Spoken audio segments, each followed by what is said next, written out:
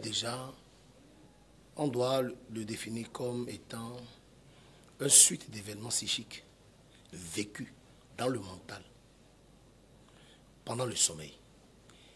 Et c'est un fait inhérent à plusieurs espèces animales et qui vivent un certain nombre de choses, mais dans leur mental. Voilà donc la définition du rêve. Maintenant, sur le plan spirituel, et les religieux, non, qui sont religieux, et tout croyant ou non, doit pouvoir retenir que le rêve est porteur, tout rêve est porteur de messages.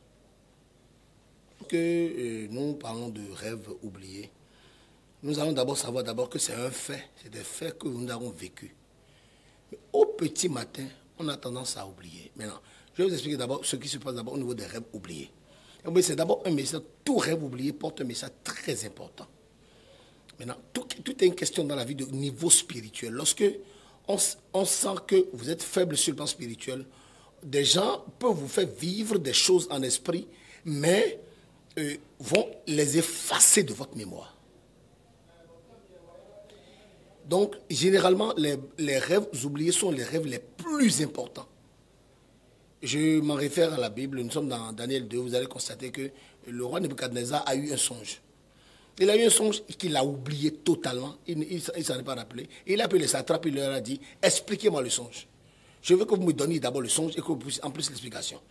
Aucun d'eux n'a pu déchiffrer le songe et c'est d'où vient le tout. Maintenant, on fit appel à Daniel, qui fut en ce temps appelé sous le royaume perse, le royaume babylonien. Il fut appelé Belteshazzar, on l'a appelé.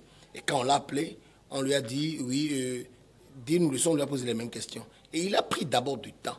Parce que là, il est allé sur la montagne de Dieu consulter l'Éternel. Vu que le message que le roi a eu est un message qui vient du divin, la seule personne qui est capable de vous redonner un message qu'il a donné à quelqu'un d'autre, c'est là on parle de rêve partagé. Vous allez voir qu'il y a des messages qui sont tellement poignants que plusieurs personnes apportent le même message. Okay. Donc, à ce niveau, Daniel est allé sur la montagne, il a révélé, mais il a sorti le songe en entier. Et dès qu'il a sorti le songe, ça a permis au roi d'être démonté. Vous allez voir que dans le Seigneur, c'était tellement important qu'il annonçait l'avenir du royaume. Qui annonçait même l'avenir du royaume comme la suite des événements sur le plan prophétique. Voilà donc, vous n'êtes pas à l'aise, surtout les premières heures après le réveil, vous sentez comme quelqu'un qui n'est pas, à qui quelque chose manque, il veut communiquer, mais le message ne vient pas. Maintenant, les raisons profondes, c'est quoi? J'ai commencé par vous dire que c'est l'absence d'une vie spirituelle, une vie spirituelle. Il y a beaucoup de personnes qui confondent la vie de prière à une vie spirituelle. C'est très faux. Lorsque vous jeûnez souvent et que lorsque vos prières sont souvent accompagnées de jeûne, avec des moments de profonde recherche de Dieu, vous allez voir que vous pratiquez d'abord le spirituel et à ce niveau déjà, vous allez commencer maintenant à avoir une certaine portée. Et qu'est-ce que vous allez constater? Quand vous faites des rêves oubliés, vous priez, vous demandez au Seigneur de vous rappeler le rêve et ça revient. Maintenant, au nombre des raisons profondes, il y a aussi la distraction. Les gens sont très distraits. Et c'est quand les faits surviennent qu'ils se disent waouh. Apparemment, j'ai vécu ce truc-là quelque part déjà, mais il semble que j'ai vu ça il y a 2 semaines. Mais il ne s'en souvient pas. Mais il y a aussi maintenant les cercles initiatiques. Votre esprit est transporté inconsciemment dans des sphères spirituelles, dans des loges pour des activités nocturnes. Maintenant, comme vous avez un certain âge, vous êtes encore tout petit, vous allez pouvoir révéler ces secrets-là si on vous laisse. Si on laisse ça dans votre mental comme étant un souvenir, vous allez commencer par vous dire, vous avez vu telle grand-mère dans un endroit, vous avez vu papa, vous avez vu telle personne, ils sont quelque part, ils ont fait un cercle en train de manger quelque part. Pour vous éviter de relater les faits, il faut ce qu'on appelle l'effacement du mental. C'est-à-dire, lorsque au petit matin, vous devez relâcher votre esprit, après l'avoir utilisé pour une activité spirituelle bien déterminée, qu'est-ce qu'ils font? Ils vous font un effacement. Ils font la main comme ça et vous oubliez systématiquement tout ce à quoi vous avez été témoin dans votre nuit.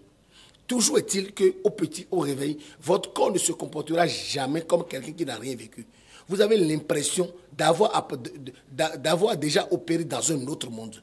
Ce que les uns et les autres diront deuxième monde et consorts. Et c'est une forte activité. Donc la plupart des gens aujourd'hui, dans nos quartiers, ils ne savent pas, mais ils sont tous pratiquement des sorciers inconscients. Ils sont constamment en loge quelque part, mais ils s'ignorent. Le message contenu par nos rêves, vous allez déjà retenir que le message d'abord peut avoir un caractère prophétique. C'est-à-dire lorsque vous voyez le message, quelles que soient vos prières dans le message s'accomplira régulièrement. Je prends par exemple, il faut d'abord reconnaître que les gens se lèvent si le message n'est pas bon. Sinon, quand on parle d'une réussite, alors que quand on parle des bons messages en réalité, si vous ne faites pas attention, les bons messages ne s'accomplissent jamais. L'ennemi s'en prend toujours aux très bons rêves. Les gens ne savent pas. Les gens, quand ils rêvent déjà, quand ils occupent un poste là, pour eux c'est garanti, ce n'est pas garanti. Le Seigneur te dit, lève-toi, va prier. Mais généralement, les gens, quand ils font de très bons rêves, ils se lèvent très contents, ils commencent par danser, par louer le Seigneur, pensant que la situation est réglée. Aucune situation n'est réglée. Bien au contraire, le combat est ouvert. Je prends même les songes négatifs. Les songes que nous n'appelons négatifs parce que, suivant les cours de des événements de nos vies, nous les traitons de négatifs parce que la mort d'un proche, l'échec à un examen, l'échec à un concours, quoi encore, l'échec pour un projet, et nous le prenons souvent déjà comme... Lorsque le message est prophétique, vous allez voir que le Seigneur vous donne... le Seigneur est très précis dans ce qu'il vous dit. Soit, il vous dit, priez. Et ça dépend de votre niveau spirituel. Vous priez et cela annulé. Mais il y a d'autres sons, je précise que, quel que soit ce que vous faites comme prière, le truc s'accomplira. Vous êtes quelqu'un de très protégé. Et tout le monde connaît, admettons, vous êtes pasteur, vous êtes Ronon, vous êtes ce que vous êtes. Et vous, les gens, quand vous regardent là, on vous prend comme une référence sur le plan spirituel.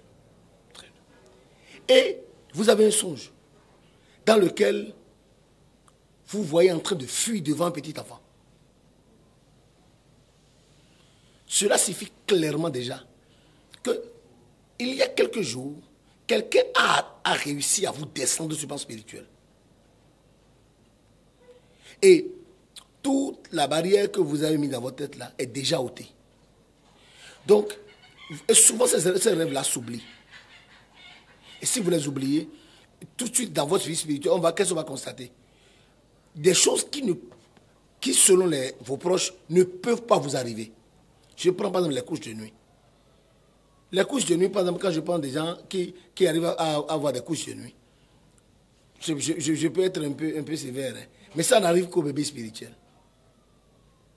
Si vous êtes quelqu'un, par exemple, si vous êtes encore victime des couches de nuit avec femme ou homme de nuit, sachez que vous êtes spirituellement encore très très bas. Quel que soit le titre que vous portez selon les hommes, hein, vous pouvez être pasteur, prophète et tout ce que vous connaissez. Si vous vivez encore ces choses-là, c'est comme la course-poursuite dans votre sommeil. La course-poursuite dans votre sommeil. Et c'est comme si vous subissez un ligotement dans votre sommeil. Vous subissez des coups de massue. On est en train de vous chicoter dans un sommeil. C'est des signes qui prouvent clairement que sur votre spirituel a pris un coup forcé. Et que si vous ne vous relevez pas, il y a un autre incident encore plus grave qui s'annonce. Et vous savez, dans notre culture chez nous, lorsque vous avez des rêves régulièrement prémonitoires, les gens vous disent que vous avez une autre dimension spirituelle. On va jusqu'à vous traiter de sorcier. Mais vous allez voir, quand je prends la communauté des célestes, par exemple, des chrétiens célestes, chez eux, il y a la ligne des visionnaires, des gens qui vous disent exactement avec quand même une relative précision ce qui va arriver.